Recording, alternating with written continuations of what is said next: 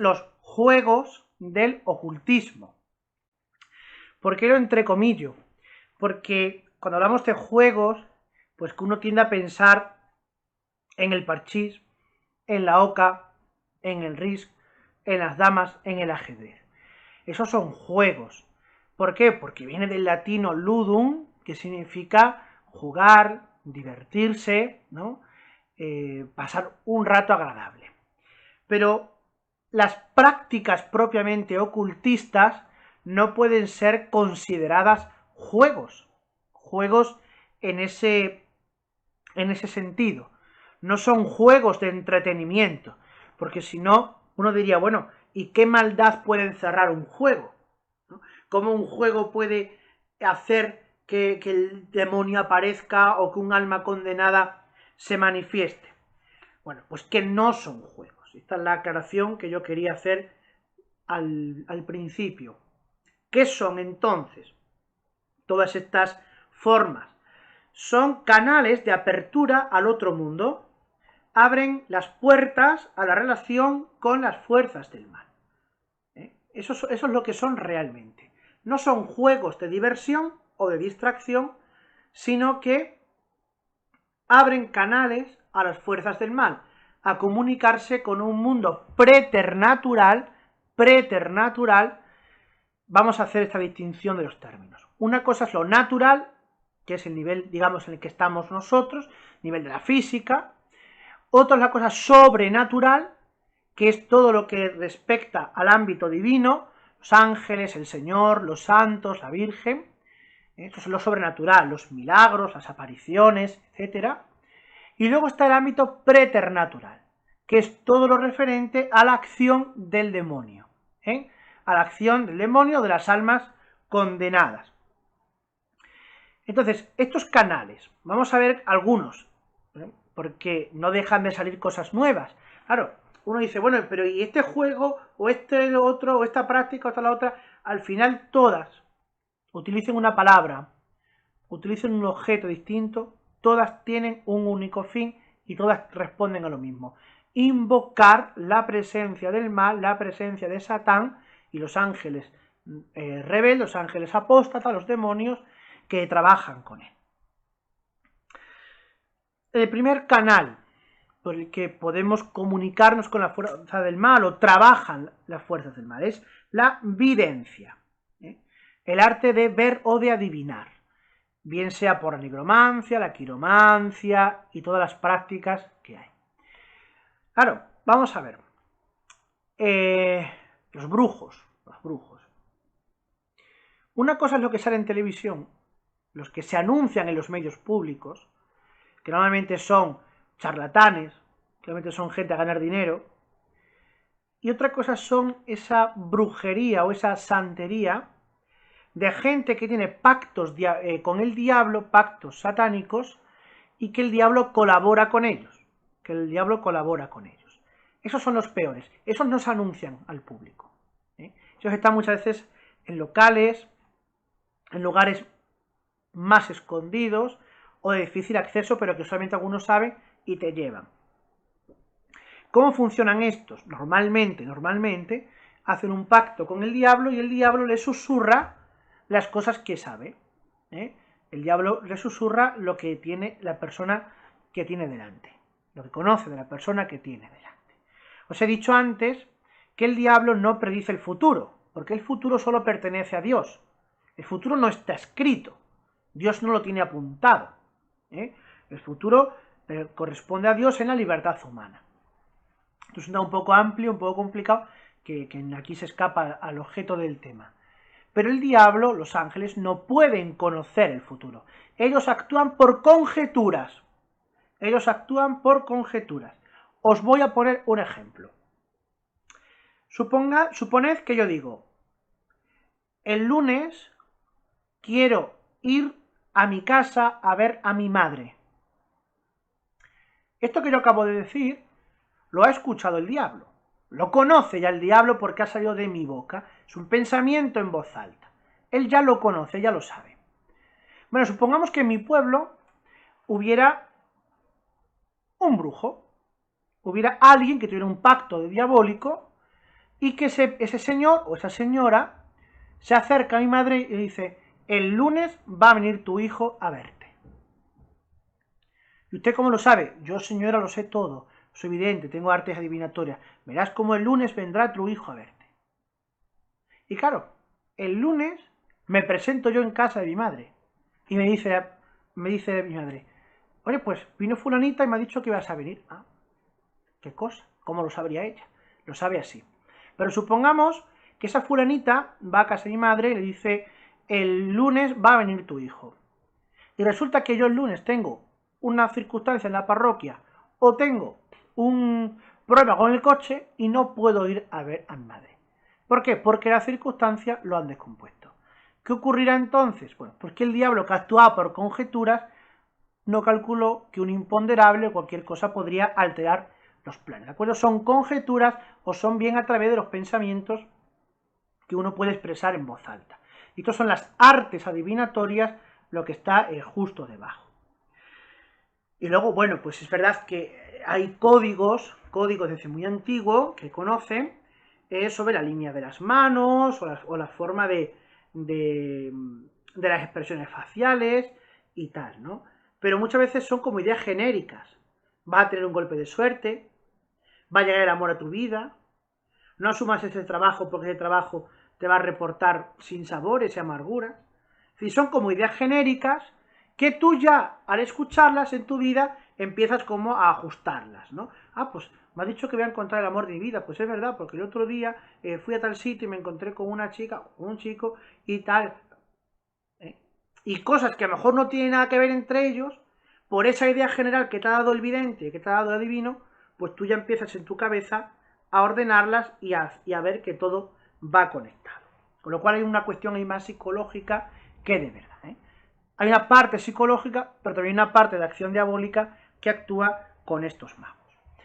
Otro canal es la Ouija, el tablero de la Ouija, que aparece ahora por aquí una imagen de lo que es el tablero de la Ouija.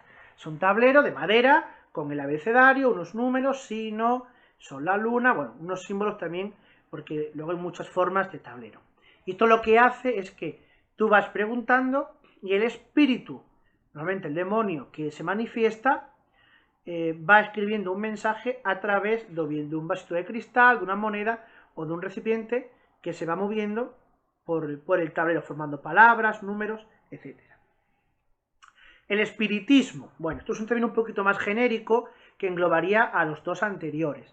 Pero el espiritismo es verdad que nos vamos a referir a él como unas artes ocultas de magia negra, Bueno, cuando hablamos de magia no se puede decir magia negra que magia blanca, porque la magia es magia. La magia negra quizás puede ser más cruel, la magia blanca tiene el mismo fin que la magia negra, pero con métodos distintos, ¿no? Con métodos quizá un poquito más suaves o más atrayentes. Pero en definitiva es lo mismo. Entonces, el espiritismo, bueno, pues ya tiene unos rituales mucho más, más pormenorizados, rituales donde hay a lo mejor un sacrificio de un animal, unos símbolos que hay que escribir o con sal o con sangre, o con tinta negra, con vestidos, con túnicas, ropajes, lo que sea. Pero también tiene esto mismo. Otro canal, que esto se ha puesto muy de moda, sobre todo en los institutos, en los colegios, es el Charlie Charlie. Charlie Charlie. Que el Charlie Charlie también, bueno, pues es con un papelito donde tú haces una cruz, pones sí, sí, no, no, en cada una de las esquinas. Y trazas dos palos. Y pones dos lápices. Entonces preguntas, Charlie, Charlie, ¿estás ahí? Y entonces los lápices se van moviendo, si sí, si no. Son todas preguntas de sí o no y se van moviendo. Y luego hay otras prácticas, pero que ya digo, responden todas a lo mismo, que es la invocación de la Verónica, el Bloody Mary o el Baby Blue, que también está muy de moda, hay muchos tutoriales y vídeos de retos en la plataforma YouTube, que ahí los podéis ver, ¿no? Pero al final responden a lo mismo, es invocar delante de un espejo, a lo mejor haciendo un gesto de un niño o cualquier cosa. Invocar delante de un espejo utilizando una palabra. No es que salga un espíritu de Santa Verónica o aparece un espíritu de Baby Blue, que es un bebé azul, dicen, no, bueno, no. Simplemente es una palabra, como podría ser gato, gato, gato, una palabra que es como un mantra, que se repite varias veces, normalmente número impar, 3, 6, 9, 12 veces, hasta que se manifiesta una presencia fantasmagórica, o lo que es lo mismo para nosotros, una presencia demoníaca, demoníaca. Y estos son más o menos los canales por los cuales podemos ir accediendo a esos mundos. Otra cosa distinta, pero no es objeto de esta charla que yo quería compartir con vosotros, otra cosa distinta es, por ejemplo, lo que es ya la magia negra, con rituales propios luciferinos, el satanismo, las misas negras, las misas rojas, todo ese tema no entra ahora en esta cuestión que vamos a abordar. Pero bueno, pero que, en fin, todo esto al final lo que lleva es invocar al príncipe de este mundo, al padre de la mentira, que es el demonio, Satán, Satanás, Lucifer, dadle el nombre que queráis. Los nombres del demonio también es una cosa un poquito más genérica. ¿Qué consecuencias pueden tener la práctica adictiva de estos juegos, de estos canales, ¿no? Es decir, practicar la Ouija con cierta asiduidad? Porque puede ser que una vez no pase nada, o sí. Pero normalmente cuando estos juegos se practican reiteradamente, por eso dije que el problema de estos juegos es que crean mucha adicción. Porque si el primer día ya te salió tu abuelito Felipe, que te llama princesita, y tú te piensas que es tu abuelito, pues vas a querer comunicarte con tu abuelo al menos una vez a la semana. Y luego ya cada 2 días, y luego ya todos los días un poquito para hablar con tu abuelo. Y entonces vas abriendo unas puertas, vas arraigando en ti unas influencias malignas que luego pues tienen difícil solución, ¿no? Entonces, ¿qué consecuencias puede haber? Bueno, digamos las más, ¿cómo diría yo? Las más inofensivas o que se pueden tratar y curar por métodos naturales puede ser los miedos, paranoias o problemas psicológicos que pueda crear todo esto. Por ejemplo, que tu imaginación empiece a atar cabos, ¿no? Y resulta que has hecho una ouija y resulta que después de la ouija te has ido a tu casa y por tu casa te has tropezado en la acera del pueblo y te has partido la boca. Ah, no, es que esto ha sido el demonio. No. Esto puede ser una cosa fortuita, que no has visto bien, te has pegado un porrazo porque te has caído por la razón que sea. Y no tiene por qué tener ninguna causa frontal, una relación con la Ouija o con lo que practicaste hace un momento. Entonces, todo esto puede llevarnos a paranoias, puede llevarnos a miedos. Por ejemplo, si yo he quedado con mis amigos, típico caso, ¿no? Niños que quedan para hacer la fiesta del pijama. Realmente eso ocurre más con niñas, pero bueno, me da igual niños que niñas. Que quedan para hacer la fiesta del pijama. Y, tía, vamos a hacer una ouija, venga, vamos, sí, venga, que va a pasar bien, claro, otras cosas. Y bueno, pues comienzas luego en tu casa, en tu habitación, que has hecho la ouija, empiezas a imaginarte que hay un montón de cosas, ¿no? Entonces son todos miedos, paranoias, que ya digo, esto no tiene más allá de cualquier tratamiento psicológico o unas terapias psiquiátricas que pueden solucionarlo, ¿no? Es decir, esto es, como digo, lo más inofensivo que puede ocurrir. Pero pueden ocurrir otras cosas. Puede ser que efectivamente la acción del mal comience a aflorar. Y entonces el demonio, al que tú has abierto ese canal, a través de estas prácticas, pues el demonio comienza a instalarse en tu casa. Los espíritus rebeldes se instalan en tu casa. Entonces comienzas a tener pues una serie de cosas, de acontecimientos que empiezan a pasar en casa, que puede ser signos muy variados, luces que se apagan y se encienden, grifos que se abren y se cierran, olores putrefactos, ruidos en las escaleras o en las paredes, ¿no? lo mejor yo que sé, tu casa es toda de piedra o de ladrillo, empiezas a escuchar como madera que cruje, no sé, es que no hay madera, ¿cómo es posible? O, es decir, una serie de manifestaciones, y a esas manifestaciones, esos signos que pueden ocurrir en las casas, eso es lo que llamamos la infestación de una casa, ¿eh? La infestación de una casa. Eso no implica posesión, eso normalmente se llama a un sacerdote, se celebra la misa en la casa, o bien se hace un exorcismo, una bendición de la casa, y bueno, pues esos síntomas van remitiendo y van desapareciendo, ¿no? A lo mejor pues hay que hacer varias bendiciones o varios exorcismos dentro de la casa, dentro de una vivienda. Eso puede pasar cuando, pues eso, supongamos, en la típica fiesta del pijama donde hiciste una ouija o un Charlie Charlie o cualquier historia de esta y si tienes un crucifijo en tu casa, el crucifijo aparece al revés, o un día vas a tu casa y está toda la cama daleada, la ropa afuera, cosas de estas, cajones que se abren, se cierran, los cubiertos que salen, bueno, que muchas veces esto se ha hecho en películas, pero porque se haga película no significa que no sea real, que no sea real. Esto es un primer grado de acción extraordinaria del demonio, la infestación. Segundo grado de acción extraordinaria del demonio que viene a través de estos canales, y es lo que se llaman las vejaciones externas, el fiel vejado por el demonio. Y es cuando el demonio te ataca de manera externa, es decir, no estás poseído, no tienes el demonio dentro, pero tienes un ataque externo. Pongo un ejemplo. Te caes de la cama, ¿vale? El demonio, estás acostado, ¡pum!, te tira de la cama. O el demonio te da una paliza, o el demonio te tira de los pelos, o te empieza a caer excremento, o comienzas a sentir como si estuvieran arañando y de repente ves, te vas a alarmar y ves como si fuesen zarpas que están arañando como si fueran surcos en tu espalda o en tu cuello, ¿no? Puede ser a través de pesadillas muy reales y muy vivas, en las que el diablo se mete en esa pesadilla, creándote esa pesadilla, y entonces, bueno, pues el demonio te aprieta para ahogarte, tú te despiertas y efectivamente tienes una marca pues en el cuello como si te hubieran estrangulado, ¿vale? Es decir, son acciones extraordinarias del demonio, vejaciones externas.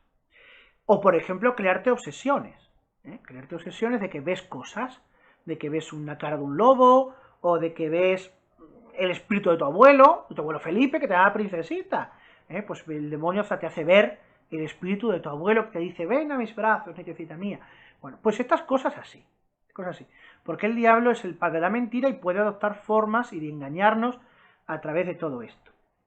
De hecho, no pocas veces ocurre que incluso el demonio, esto muchas veces de santos y de místicos, pues se ha parecido a una persona adoptando la forma de la Virgen María o de un santo, ¿no? Y bueno, pues al final luego se ha descubierto que era el demonio, no era una aparición real de la Virgen. Y la última acción extraordinaria, que esta es muy extraordinaria, valga la redundancia, valga el término, pero es bastante seria, es la posesión diabólica. Es decir, que el demonio entra dentro de ti y el demonio controla, y esto hay que matizarlo mucho para entenderlo bien, ¿eh? El demonio controla tu cuerpo. Es decir, el demonio está dentro de tu organismo, de tu ser, de tu persona, no controla tu alma, el demonio no tiene permiso sobre el alma, el demonio solamente actúa sobre el alma de una manera ordinaria, por la tentación. El demonio tienta y tú pecas. Ese pecado va a tu alma, pero no a tu cuerpo. Aunque bueno, todo está conectado. Esto es un tema un poco más complejo. ¿Qué hace la posesión? La posesión es que el demonio toma control de tu cuerpo, utiliza tus manos, tus ojos, tu boca, todo tu ser, tus órganos, para manifestarse. Por eso, el demonio, siendo un espíritu, cuando está dentro de un poseso, pues hace que el poseso hable. Entonces el poseso grita, le cambia la voz, un poquito más cavernosa o más chillona, y dice cosas, ¿no? O, por ejemplo, pues eso, bueno, pues pone los dedos, las manos así como en garra, o emite gruñidos o sonidos típicos de animales, rugidos como un león, o sonidos de pájaros, o de monos, o de lo que sea, ¿no? Pero eso lo hace el demonio utilizando tu aparato fonético y utilizando tus manos, tus pies, tu cuerpo. Pues a lo mejor el demonio pues puede hacer efectivamente que una persona se doble como si fuese una lombriz o una culebra. Eso lo he visto yo. Como un poseso y la persona pues rectaba por el suelo como si fuese una culebra, ¿no? Bueno, normalmente son momentos de trance, de manifestaciones en los que el demonio se manifiesta. Fuera de un exorcismo, ahora veré qué es esto, ahora vamos a estudiar esto un poquito. Fuera de un exorcismo el trance se puede dar, es más difícil. Puede ser que una persona poseída por el diablo está haciendo oración en su casa, rezando el rosario, y en el momento del rosario, pues el demonio salga a la luz, ¿no? La personalidad es maligna, no es un normal, o no tiene por qué darse. Pero dentro del exorcismo sí se manifiesta el diablo. Entonces, estos juegos ocultistas, estas prácticas ocultas que he dicho, pueden llevar a estas consecuencias de tipo inofensivo, paranoias, cosas psicológicas, miedos irracionales, etc. O puede haber una acción extraordinaria del demonio que va a hacer infestación, vejación y la posesión.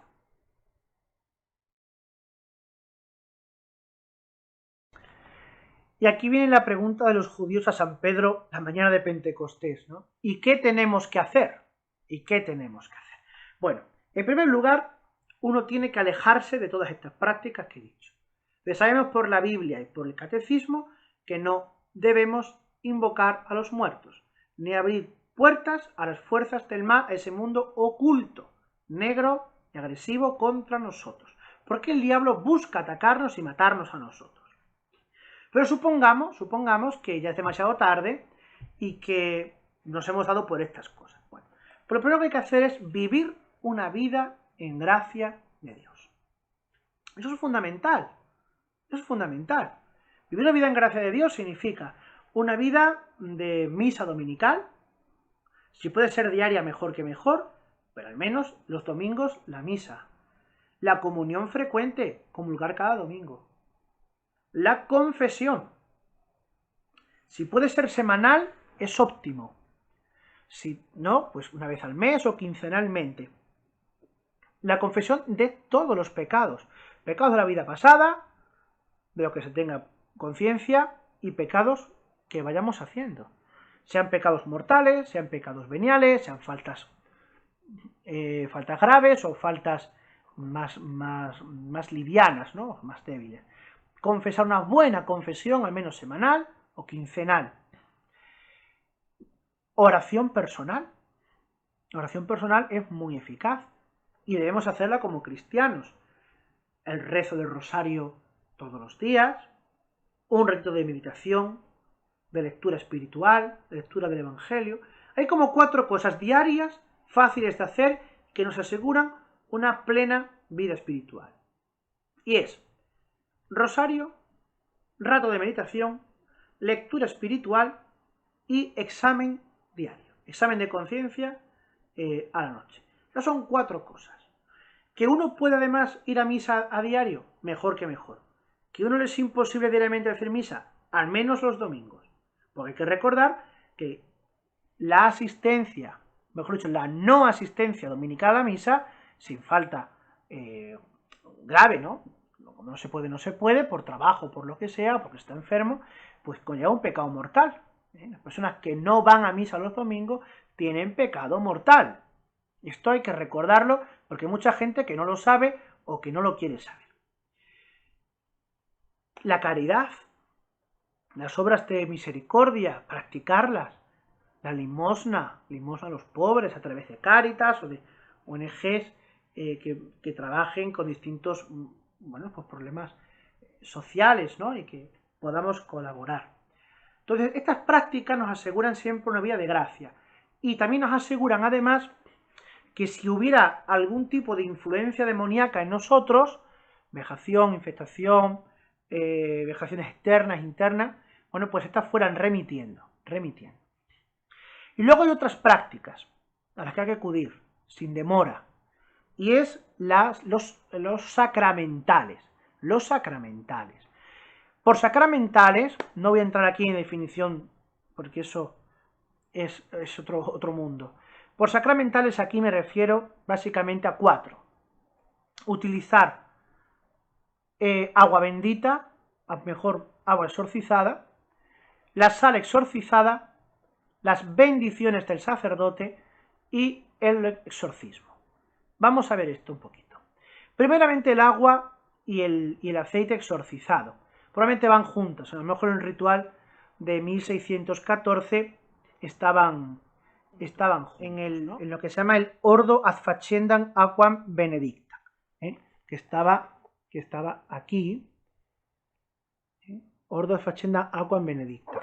Y ahí, bueno, pues se bendecía, se exorcizaba el agua, la sal, y se mezclaba. Esto es muy eficaz también en la lucha contra los demonios, contra los espíritus rebeldes.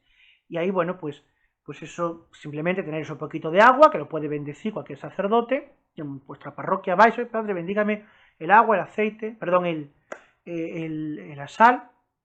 También está, no solamente en el ritual de 1614, sino que también en el ritual actual, por ejemplo, de los exorcismos, pues también aparece la bendición del agua y la bendición de la sal.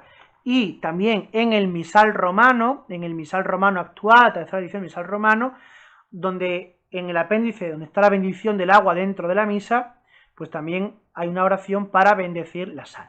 Eso se puede utilizar, cualquiera de esas oraciones se mezcla.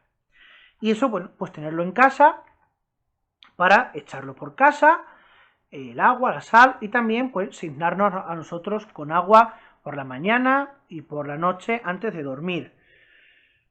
Y si por el día pues hiciera falta hacerlo, pues una práctica muy normal y muy habitual hacerlo. Entonces eso respecto al agua y la sal. Luego se habla también de las bendiciones.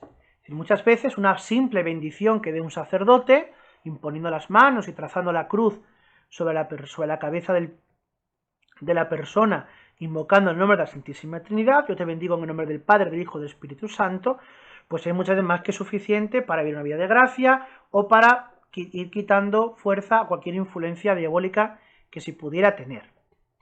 Y lo mismo pasa con una casa, en caso que hubiera una infectación de una casa.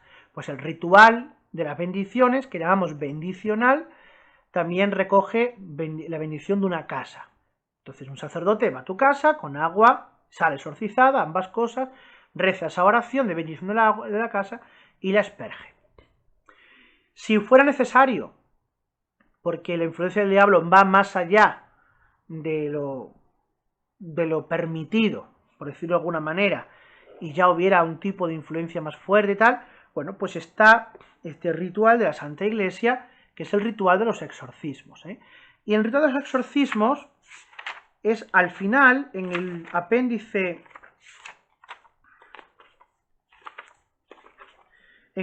segundo, viene una serie de súplicas que pueden ser utilizadas privadamente por los fieles en la lucha contra el poder de las tinieblas. Entonces hay una serie de oraciones que la dice una persona, en primera persona del singular: Señor Dios, sepete de mí, siervo tuyo, que a causa de muchas insidias me he vuelto como un objeto perdido, sálvame de la mano de mis enemigos, ven a buscarme si estoy perdido, acógeme. Sí. Una serie de oraciones. Luego hay una invocación a la Trinidad, invocaciones a la Virgen, invocaciones al Señor, a los santos, etc. Y esto está en el apéndice segundo del ritual actual de los exorcismos. Y luego hay un ritual, un último sacramental, que es propiamente el de los exorcismos, que esto solamente se debe usar en caso de que haya una certeza moral de que una persona está poseída por el demonio. Esto solamente lo puede hacer un exorcista, que es un sacerdote autorizado por el obispo o del lugar, el obispo diocesano, para hacer esta práctica, esta celebración sacramental. Repito, siempre que hay una certeza moral de que se está poseído. No basta decir, es que yo creo que estoy poseído, mire usted, a ver si hay algo. No, tiene que haber unos signos, unos síntomas, y luego, bueno, pues que te lleve a hacer el ritual. Aunque es verdad lo que dicen muchos exorcistas, que hasta que tú no impones las manos y comienzas a rezar el ritual sobre esa persona, pues no aflorecen los símbolos, perdón, los signos propiamente de la posesión, ¿no? Cuando emerge esa personalidad maligna, que es el demonio, que se manifiesta a través de la persona. De la persona. Y este ritual. Este ritual es, bueno, es una cosa lo que aparece en el cine, en las películas, que ya sabéis que tienen que meterle muchos efectos especiales para que tenga más venta, pero todo es más sencillo. Es un conjunto de oraciones a los santos, recitar salmos, lecturas del Evangelio, y luego, bueno, pues una serie de oraciones con la imposición de manos sobre el poseso y las oraciones propias de exorcismo para expulsar al demonio. Pero repito que este ritual solamente puede ser utilizado por algunos sacerdotes autorizados, no todos los sacerdotes, solo los autorizados para que sea eficaz, y cuando yo la certeza moral de que el demonio efectivamente está actuando a través de la persona en cuestión. Y nada más, hasta aquí esta catequesis, esta charla sobre los peligros que tiene el ocultismo. El mejor consejo que yo os doy: no practiquéis nada de esto, manteneos alejados, salid pitando cuando alguien a vuestro alrededor quiera hacerlo, os invite a hacerlo o lo haya hecho. Evidentemente no quiero saber más de esta persona, por vuestra salud psicológica, física y espiritual, y llevad una vida en gracia de Dios, que son 5 cosas básicas: misa dominical, confesión frecuente, oración personal, ejercicio de la caridad y alegría, porque somos hijos de Dios y con Él lo tenemos todos. Pues nada, que Dios os bendiga y que la Virgen Santísima y San Miguel os protejan siempre.